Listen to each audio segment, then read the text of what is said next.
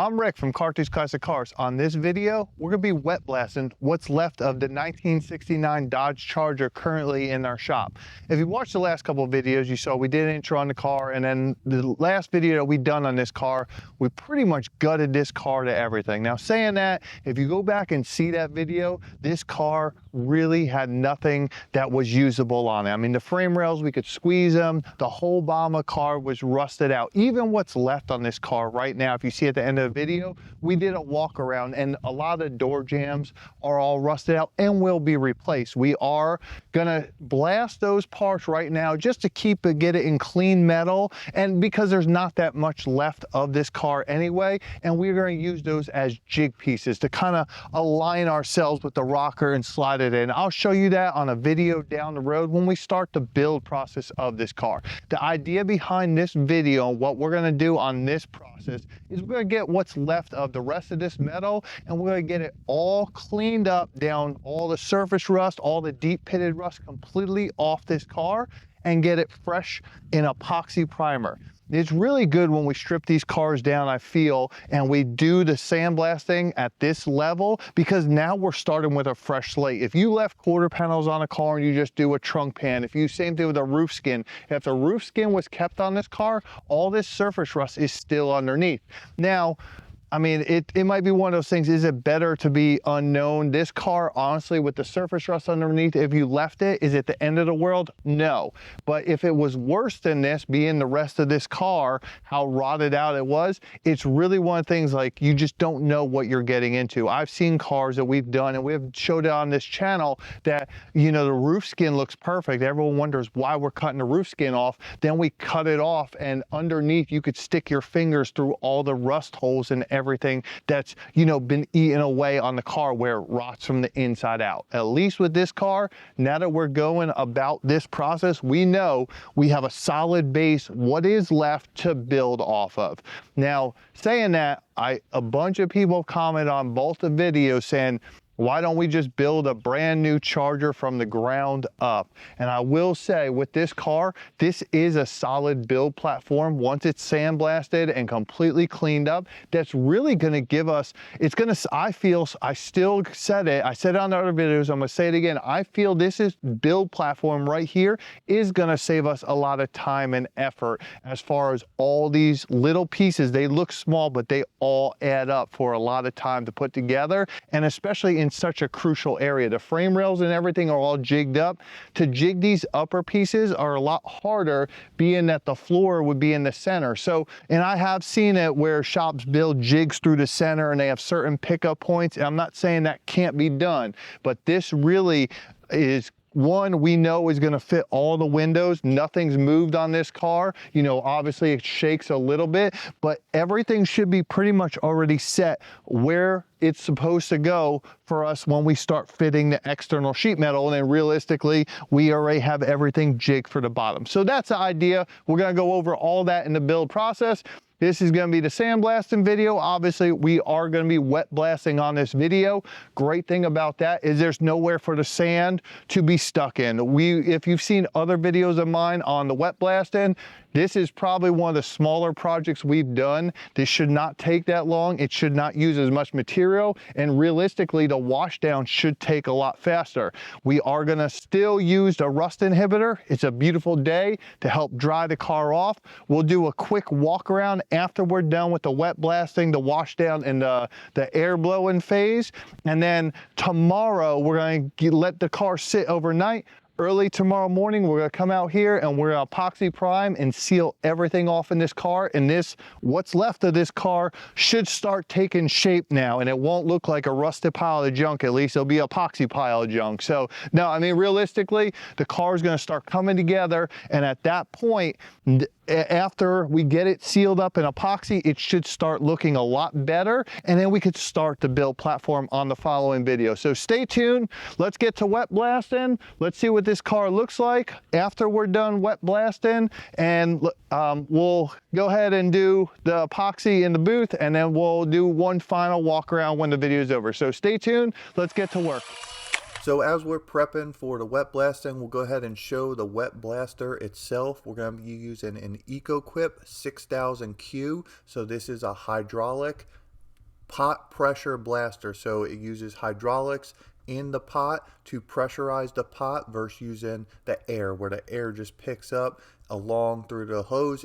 I said it on other wet blasting videos, it's a little more efficient.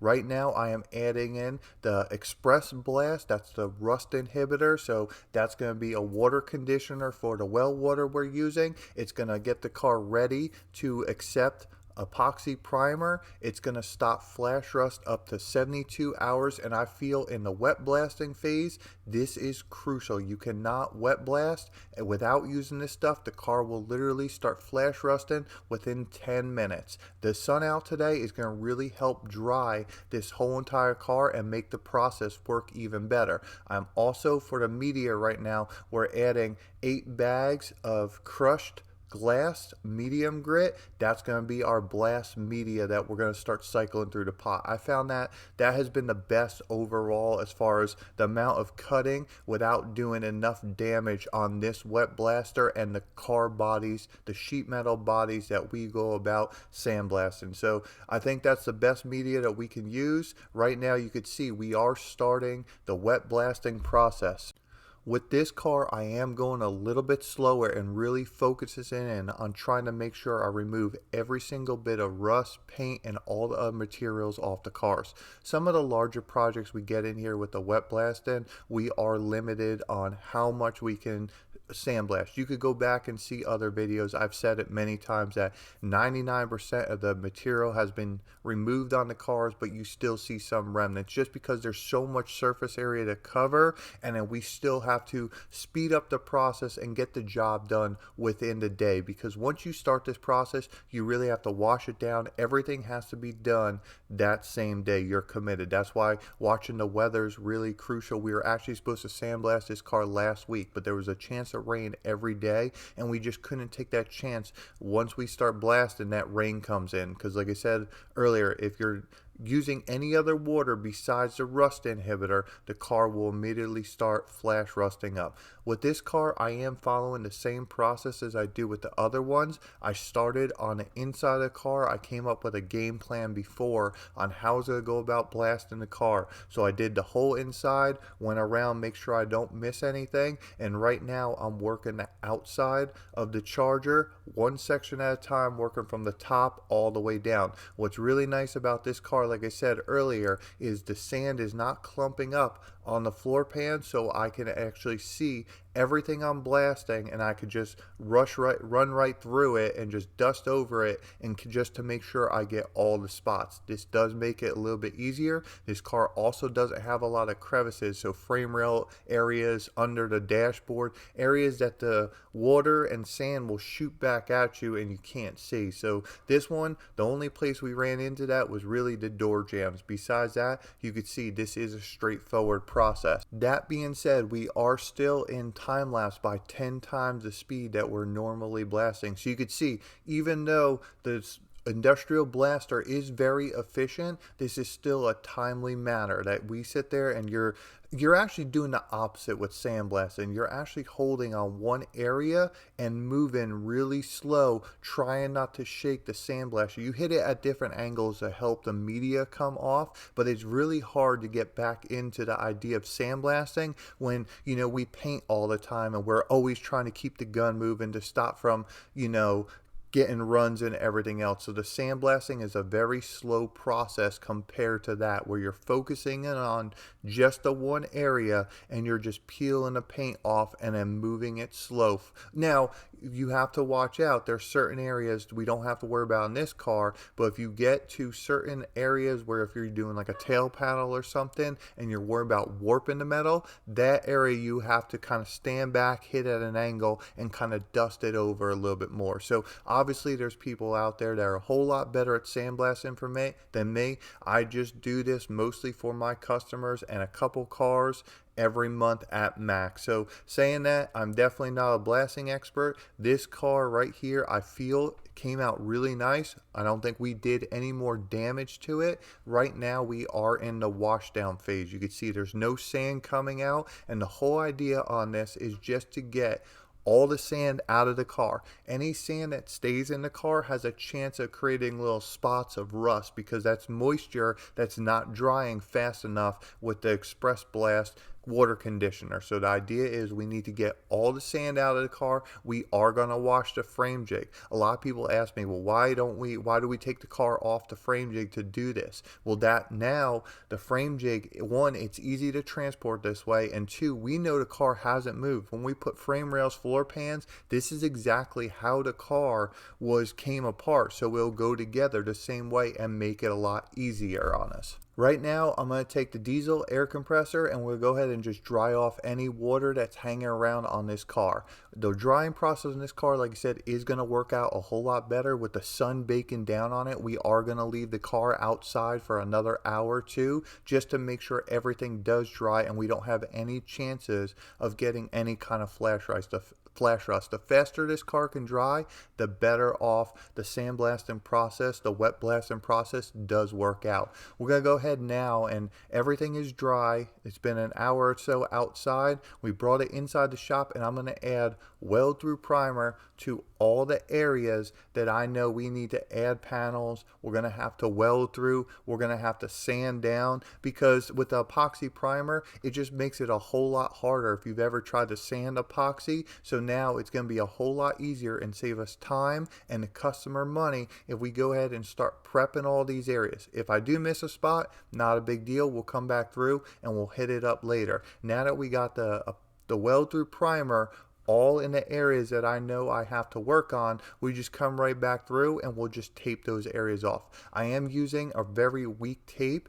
to make sure I don't pull off the weld through primer. We don't really need a hard edge. This doesn't have to be a perfect tape job. We'll just come right through, get most of the weld through primer covered up where we want, and then when we epoxy, we spray over the tape. As soon as we're done, we'll remove the tape, and then you'll see at the end of the video the whole car should be in its epoxy primer, and then the weld through primer will be those areas. Like I said, again, if you miss a spot, it's not the end of the world. And like I said, some of these jam spots I'm gonna just tape up because I'm unsure exactly what we're gonna do with the jam spots. If we're gonna section in an area that it just leaves it open for whatever I want to do with it. If I just tape it off now, we can add epoxy primer down the road to it later. So let's go ahead and get this car in the booth and we'll do a quick walk around. So I said this was going to be a 2-day process with, sandblasting the first day, and then we'll come back the next morning and epoxy prime this charger. What we're going to do, I'm going to just make it a little bit of a later night since the sandblasting did go so efficient and the job was not as big as most of the other sandblasting jobs. And we already got the car cleaned down. You saw on the video, we got the weld through primer in areas that we know we're gonna weld, and then I taped those off. The only reason that we're doing that is just to save time and effort to try to get if we had to get the epoxy off, it's very hard and it is really good adhesion properties to bare metal, which is what we want. But like I said, if we're gonna weld in an area, that would take a lot more time to prep those areas. So right now, walking around this car, you could see we did get everything sandblasted really well on this car. I took my time on it. I did turn the sand up a little bit, knowing that was a smaller project, but it did have pretty deep pitted rust. And realistically, all the bare metal looks super clean. It's nice to see this car in bare metal, realistically looking like, a brand new car in the grand scheme of things. Obviously, there are a bunch of pinholes and rust holes in the lower door jambs. We already knew about that. Realistically, the good thing about this car is a lot of times when we sandblast, we will find surprises on floor pans, firewalls, things where the parts are just borderline where the rust is holding together, and that sand, the media, recycled glass blows right through it. With this car, we already knew most of the car was completely destroyed, and everything left I knew was in pretty good shape, minus, like I said, the parts that we are replacing. So right now, you can see we're already in the paint booth. It's not going to be that much to epoxy primer. We're going to put 2 coats of epoxy primer on this car. You'll see what color we're going to use. And so let's start, get to the priming. Let's close the doors. We'll get the fans running, and we'll take the next step, and we'll go from there.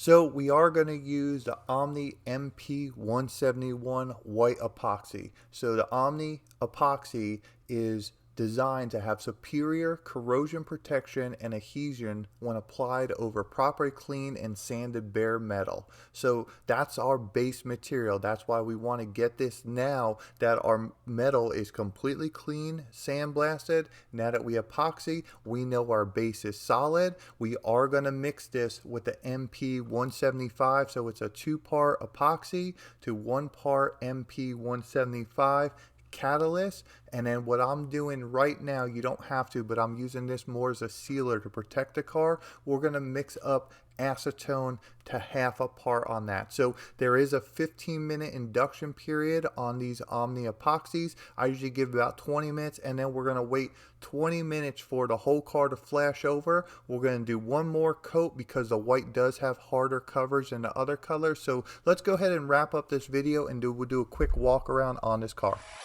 All right, so we have the Charger out on the shop floor. Got it out of the paint booth a couple days ago, and it's sit out, leveled out, getting ready to be built at this point. And that's what you're gonna see on an upcoming video. We are gonna start the build process on this car. Where we're gonna start the build process is, I'm gonna start getting some parts out, but I believe we'll start doing the rockers.